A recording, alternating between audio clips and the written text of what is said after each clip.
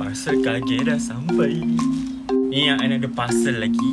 Lu beli thermometer dengan apa tu, lampu dia. Sebab kita kan bela haiwan reptil lah, eksotik. So kena ada benda-benda macam ni. Ni lampu dia panas, boleh adjust, ada switch. Parcel yang kedua, thermometer. Tada, dah siap.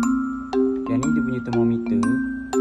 Boleh check humidity dengan temperature. Lepas tu ni punya lampu untuk bagi dia berjemur. Lampu ni dia ada UVB and UVA. This one untuk reptil haiwan. Kita kaget bunyi. Ni kaget cakap konnichiwa.